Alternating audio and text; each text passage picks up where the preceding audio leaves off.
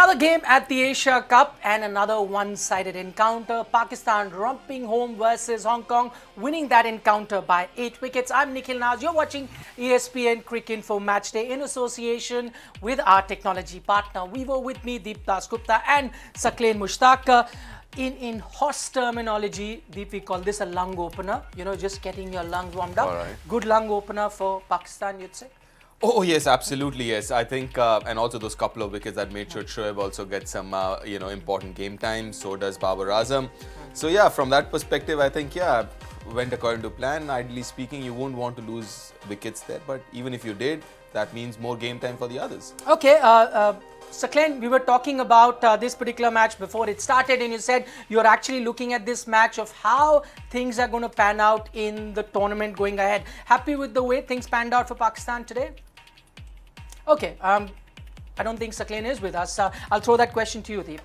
I mean, looking at the tournament, I'm sure they're looking at things to work out as the tournament progresses. They must be happy with the way things have turned out. Yeah, I think so. I think they should be, because most importantly for games like these, as you mentioned, lung openers. So I mean, from that perspective, yes, that's what you want. You want, get decent amount of overs in, time under the sun, and out there in the field.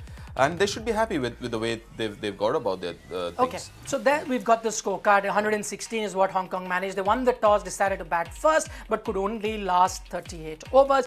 Pakistan, on the other hand, 120 for 2. Imamul Haq there, the youngster, 50 not out. And they just reached that target in 23.4 overs. Plenty to look forward to Pakistan. As we were saying, the positives actually came from the bowling department. Let's talk about that youngster, Usman. Not a lot of fans internationally had seen plenty of him. What did you make of him? Did you like the energy that he showed? I think pace, energy, and obviously if you look at his action, he's not one guy who will get the ball back into the right-hander. His seam position, his action tells me he's only going to take it away. But I like the way he kind of used the angles. He went around the wicket when the ball became a little older.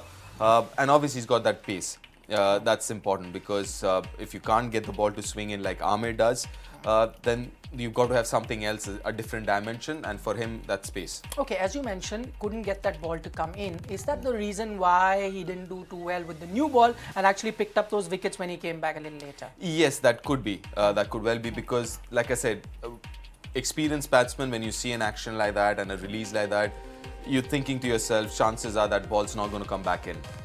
So then it becomes a very one-dimensional thing. Then you're just playing the angles, and obviously that's the reason. And for example, there are a lot of left-arm seamers who don't do that, but they then use their angle. They go around the wicket, they use the crease, stuff like that. And because he's new, I mean, obviously with experience, he's going to learn to do that as well. Okay, let's talk about their batting right now. Imamul Haq, the youngster there, 50 not out. His uncle is the more famous in Imamul Haq, but he doesn't look like a chip from the old block, simply because, the uncle was a gentle giant. He looks like he's fresh out of what? He's a computer analyst or IITN for that matter? Yeah, absolutely, he looks that way with his glasses on and all. But listen, he's a really good cricketer. If you look at his numbers, his career is also pretty new. In ODIs and all, but he's got about 4, 5 in 9 innings. He's now got a 50 as well. He looks good, and he looks compact. He looks the grafter that we've heard of and seen a bit of it as well. He's not some guy who's going to come and be that, first 10 overs flashy kind of a batsman. That is what Fakhar Zaman is, but he looks more like somebody who will graft and, rotate the strike, get someone like Fakhar Zaman on strike. He looks like a really good batsman. Okay, Saqlain, good to have you back with us now. We were talking about Imamul Haq and how he's looking, and we were comparing him to his uncle Inzamam. They don't look alike, but in terms of batting also, do you think they're very different? I mean, Inzamam in the initial part of his career was an explosive batsman. Imam looks like more the grafter, as Deep was saying. Yeah, Imam, to be honest, he seems that he knows his game plan, he knows his strength, he knows himself really well. He's actually making the things very simple, and I think definitely his uncle Imamul Haq, probably he will be. I think probably he was his the mentor in his early days, and still probably he'll be picking his brain whenever family meals or whenever they all get together. And he's a very cool, calm kind of a person, and he he's a consistent performer at the moment. And what I've been hearing, I haven't seen him much, but in patches I saw him. What I've been hearing from the different players, ex-players, they are saying that he's a very kind of a intelligent kind of a player, cricketing brain he have got, and he's quite what you call a strong lad in terms of self-belief. He have got very, very strong belief on his technique and on his game plan. Okay, Saqlain, one thing, we were looking at areas that Pakistan would look to address in this particular match. One was, of course, the opening partnership. I mean, Fakhar Zaman is 100% there. He's one of your finest batsmen. But the other one, who was to partner him? There were talks of, Shan Masood being the guy who could partner him, Imam being the guy. Now, do you think it seems settled, that particular debate? Imam could be the guy to partner him? I think Imam and Fakhar, they are actually playing together for the last couple of games, and it seems that they know each other. Shan Masood, he's just coming in, and the way he performed in the domestic cricket, the boys are saying, the boys those played with Shan Masood and against Shan Masood, they are saying that he improved a lot. Before they actually select him just for the Test cricket, but now he's coming into the shorter version as well. So he's another person who's very intelligent, and obviously his background is from England, and he organized himself really well as well. But I think it's too early to say that our top order it's 100% settled now. No, they have to go and they have to play with the big teams. And obviously when they will go to Australia, New Zealand or England, obviously especially in 2019, they have to perform over there as well. And it all depends on the preparation and obviously Imam and Shan Masood, they both are left-hander, supported by Fakhar Zaman. His strike rate is quite high than the others, but I think they need to perform abroad as well. It's not settled yet, but we have to give more time to them. Okay, of course, most teams are looking forward to the World Cup. Enough time there, 9 months to really look at what is the settled batting order. Before I come back to Pakistan, let's talk about Hong Kong as well. When we were looking at this tournament, much as we were looking at things that Pakistan will address, how would Hong Kong perform was another question that everyone had in mind. They had some good performances, but the gulf here now seems pretty big. Yes, it is, and I'm not surprised, because if you look at the amount of cricket that they play and the amount of cricket that the top countries play, there's a huge difference there. And that's where I think, somewhere I've always thought that tournaments like the IPL or the PSL or the other T20 tournaments that you have, you can have maybe a quota where you can get associate members in, so they are part of the whole setup. Because I believe IPL has helped a lot, helped Indian cricket a lot, so is PSL helping Pakistan cricket a lot. Be it the Vitality Blast or the other things. I think if you can have a quota where you can get a couple of associate members, part of a squad, if they're good enough, they can play in the 11 as well. So they get used to all this, and they get to learn as well, spending 2 months or a month and a half with them. Because you've got to give them experience. We've spoken about this. The difference is not technique or the other things. It's just the experience, temperament, awareness, reading of the game, and all that stuff will only come the more cricket you play. You get that experience and you get all that stuff. Okay, Saqlain, just picking your brains on this particular subject, as Deep is saying there. Of course, 8 wickets at the end, the margin looks pretty big, but do you think, Hong Kong, with the way they played, looks like they belong to the international level? The only thing that's missing really is experience. Yeah, definitely experience. Obviously, the more they will play, the more they will get the experience. If they will not play, they won't get the experience. And this level cricket is all about experience. I mean, if you have experience behind and you play more against a better team, you actually improve and your games get better and better. I totally agree what Deep is saying, but I think all the associate members, they should play longer version as well, not just T20 or one-day cricket. I have a a great belief on that. If you play longer version, you'll be able to play shorter version as well. But if you're just playing shorter version all the time, it won't actually improve your game. I mean, if you see all the great legends, they are from Test cricket, and you play longer version, you know how to actually adapt yourself or adjust yourself or cope with the situation. In a shorter version, how to change the gears.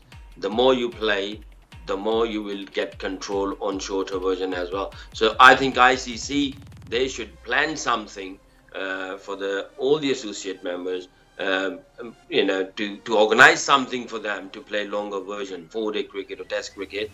I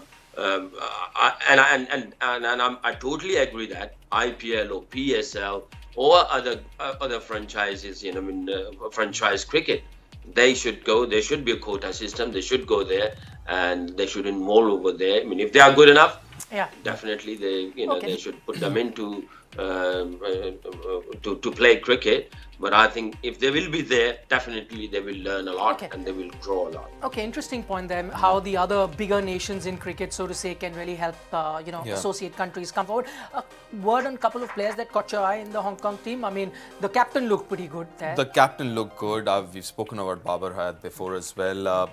You mentioned about Anshuman Rath, the captain. We spoke about Shah. He looked good as well. Ahsan Khan with the ball, the off spinner. He picked up a couple of wickets, not just the wickets that I'm talking about. I think he bowled really well. Batting wise, Azaz Khan, he looked good. He got 27 odd. And most importantly, what I really liked about the bowling effort there was discipline. That is something. Listen, you might not be as talented, but you can kind of cover it up by being disciplined, bowling the right channels, bowling the right areas, and you can. I'm sure Saqlain Bhai will agree with that. As a coach, that's what you want. You can have all the talent in the world, but if you're not disciplined on the field, that doesn't really mean too much to me then. Okay, the star there for Pakistan were essentially the bowlers that restricted Hong Kong to just 116. But then when they came out to bat, all eyes were on Babar Azam. As we spoke in the lunch break as well, he was on the verge of creating a big record for himself. Now he's become one of the fastest to 2,000 runs in ODI crickets. And I'm looking at the entire history of one-day cricket. And there you have it. In just 45 innings, he's reached 2,000 runs, couldn't carry on that particular knock that he started today. 27 runs is what he needed. He achieved that in 45 innings. He's got 2,000 runs, and there are two Pakistani players there. One, a legend in Zaheer Abbas, who got it in the same number of innings. He's ahead of the likes of that. You could see Jonathan Trott, Kevin Peterson also. He's tied for the one who's really ahead of all of them is Hashim Amla. Saqlain, come to you. One of the finest. I know it's early days, but looking at that list, is he one of the finest that you've produced from Pakistan as a batsman? I think it's a great achievement from Babar Azam, and as I mentioned earlier, that he's that kind of a player, who always look up to the greats or legends of the game. And whenever you talk to him, I spoke to him thrice in PSL, and he always talk about Virat and then Ken Williamson and Smith, and then legends about Sachin and Viv and Javed Mirdad and Zaheer Abbas. I had a good chat with him, and he always talk about that and runs. And I think he belongs from there, and I'm hoping that he will keep doing whatever he's been doing it now, and inshallah, he'll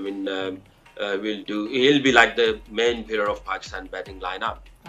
Okay, he just got 33 runs, but sometimes you really don't need to play a long inning to really show your class. When he was batting, I could hear oohs and ahs from you. What is it that you love about watching him? The compactness. You know when a person, if a batsman is batting of that class, everything around him slows down. You can see the way he runs, he plays. He could be playing 150, but not feel hurried, not look hurried. And that, I know, it was just Hong Kong, but it's just that ease with which he was batting, he was moving around. There was air of somebody that's going to score a lot of runs in the future. Okay, a quick word on, of course, everything that Pakistan did was really positive today. Mohammad Amir, I think the only blip there, not picking wickets. Should Pakistan be overly worried? No, it's not a blip, but it's something that you've got to be careful. And as we've been discussing this, and I think they've got to be careful because that is that is your next generation. The next generation is you want them to play all formats, you want them to be available at every game, but you've got to manage them. You know, you've got to manage them. You've got to prioritize your, your series, your tours based on that. You've got to manage them because it's not possible, physically not possible, and obviously mentally not possible playing 9-10 months a year, high intensity, whether you're playing franchise cricket or you're playing for your country. It takes a toll on you. So if you want somebody to play like 15 years of international cricket, you need to manage them. Okay, that's a long-term goal. What does Pakistan need to do in the short term? And I say short term, Saqlain, I'm just talking about this particular tournament. What do you do with Mohammad Amir? Do you rest him for a couple of games, or do you now make him play all the games? Because from now on, you're going to face teams like India and then the super fours that you have.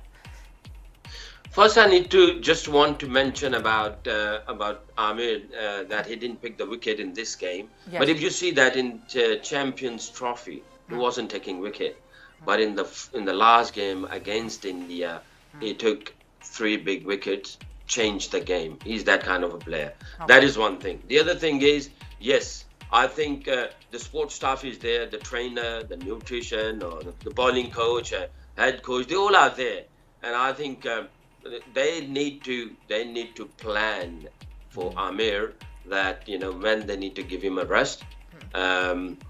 Should he carry on, keep playing all format, or just one day or T20? 2019 World Cup is there, and I think they need to start working from now, and we want his body, his mind fresh and ready to roll in 2019 World Cup. Obviously, we play for Pakistan. Every game is important. Every tournament is important. But 2019 World Cup, that is around the corner. They need to organize. They need to, plan according to that. That he's not missing, the important games of every tournament. Okay. Big games. And obviously 2019 World Cup, they need to actually plan according to that. Okay, finally, completely out of time, but Saqlain, I'm bringing you back to this particular tournament. You've seen Pakistan play one game. Of course, they weren't stretched against Hong Kong, but tougher battles ahead, as I mentioned. Is it all fine? Would you make any changes going forward, or this is the team for you now going forward? I think I'll go with the same team because I want to take that confidence and the same best 11 against India, and I think, as I mentioned before, that is the prep for India for the next game, and I think this is the best 11 at the moment so far. Okay, final word to you, Deep, and I'm going to talk about one man we didn't mention because we kept talking about the stars in their team in Babar and Amir, was the young Shahbaz. We hadn't seen much of him, and he really stood out today. Oh yeah, he really did. I saw him a while ago on television, and that was the time he just came in, and obviously Yasir Shah was there already. The number one spinner. The number one spinner, and I somehow had a feeling this kid is really good. And like I said before, I think he's a smart guy. He's street smart. He understands different things. So you see that, and I like that energy level. So he's never out of the game. He's fielding at point. He's running around. There is run-outs of it. I mean, obviously he's going to bowl and bat, but he's got his run-outs and stuff as well. Picks up brilliant catches as well. So you cannot take him out of the game, and that's what I, especially like. And he seems like he doesn't want to be. It's not that he has to be. It's like, I want to be there. I want to contribute, whether I'm fielding, batting, or bowling. Okay, I was going to wrap up, but I can't be so cruel and not allow a spinner to talk about a spinner. Saqlain was nodding there. We were talking about Shahbaz. Go ahead. A word from you on the young man. Definitely is a full package, and he have got all the skills in his armory. He knows how to spin the ball, wrong and flipper. His aggression, he actually, his approach, and I think in terms of technique, I'm happy with his technique. He have all the skills. He need to play more cricket, and I think now Pakistan, they are actually thinking to make him to play Test cricket as well, which is very good. And I believe that for spin point of view, you need to do the mileage. And I believe on 3 things. One is quality, number 2 is quantity, and number 3 is continuity. So these 3 things are very important for the spinners. And obviously, he's playing for Pakistan. He's getting all those quality. kind of training sessions and playing against big teams. Quantity, he need to play more cricket, and continuity, he need to play more continuous cricket. If he gets more cricket, one day T20 and Test cricket, I think whatever the result he's producing as a spin bowler, definitely 15 to 20% will see better result in the future. All right, Shadab Khan, one to watch out for Pakistan, a youngster doing really well, and they've actually come with just one spinner and he's doing the job for them. Rest of them, of course, are fast bowlers. Saqlain Mushtaq, thanks so much for joining us. We'll, of course, have him back to look forward to the other matches that happen in the Asia Cup. But Deep, I'm not going to be that kind on you. You stay on. We're talking about the game number 3 in the Asia Cup, and this is going to be very, very crucial for Sri Lanka. Okay, it is Sri Lanka versus Afghanistan. Should I just add dangerous Afghanistan? Would that be a correct Oh yes, very dangerous Afghanistan, especially in these conditions where the ball is turning and all, because they've got some really good spinners. Mujib, Rashid, Nabi as an all-rounder, as a package, they're absolutely brilliant, and they are very dangerous because it boils down to how their batter's gonna do, right? Because the bowlers will do well, I have no doubt about that. The bowlers will do their job. It's their batting that troubles me at times because they're very inconsistent with their batting, and I think it's going to boil down to that. It's going to boil down to Afghanistan and their batters. Okay, just looking at the head-to-head record between the two teams, 2 matches they've played, and both matches Sri Lanka have won. But just the disclaimer there is that may have been a different Afghanistan team. Secondly, that Sri Lanka may not have been under as much pressure as this Sri Lanka, because this is virtually a knockout game. This is virtually a knockout, as you mentioned. And most importantly, it'll be important to see whether Akila is available or not. If Akila Dhananjay is back and is there in the 11, he will make a difference as far as Sri Lankan bowling is concerned. But obviously, as a batting unit, Sri Lanka is missing Chandimal there, predominantly Chandimal. And I hope, and Farvez mentioned in the last game, rather than having too many bits and pieces like all-rounders, they can go with someone like a Dikwela, who's, I know he's a wicket keeper, but he can bat and put more pressure on the batsman and say, listen, you guys got to score irrespective of what happens, because last game 144 is what they lost by, and that can't happen. All right, you talk about Akila Dhananjaya. Farvez mentioned that he should be back, so that's going to be a big boost. But what does Sri Lanka do here? A bit catch-22. 2 games we've seen, teams batting first haven't done that well. What do they do? I mean, also in a knockout game, always good to chase. What does Sri Lanka do? I would bat first. If I was Sri Lanka, I would bat first, because again, put whatever score on board, right? Because they are a bowling heavy side, they're not too good at chasing down totals. So they're not as we saw against Bangladesh. Exactly. They're not a very confident batting side either. They're not too confident of chasing down totals. So whatever you score, whatever Sri Lanka scores, 200, 220, 240, whatever they score, you back yourselves to kind of defend that as Sri Lanka, because like I said, with Afghanistan, their issue is their batting. Okay, will you hazard a guess? Who is the favorite going into this one? Right, you know what? I'm going to say this. I think I'm going to back Afghanistan here. You say that on current form, or are you saying it based on the poor form that Sri Lanka has shown in the first game? Based on what obviously Sri Lanka has done, and also what Afghanistan has been doing in the last year or so. Mind you, they went to Ireland and beat Ireland in Ireland. So they're doing all right. I mean, and yeah, I mean, they've been doing all right. So I'm going to stick my neck out here. All right. We'll take you to task. That is tomorrow when that game happens. It's the big one, a virtual knockout, as we're saying. Afghanistan taking on Sri Lanka. Sri Lanka lost that first match, and now another loss will send them out of the tournament. That's all that we have for you on ESPN Cricket Info Match Day, brought to you in association with our technology partner Vivo. We'll see you again tomorrow when we look ahead to game number 3.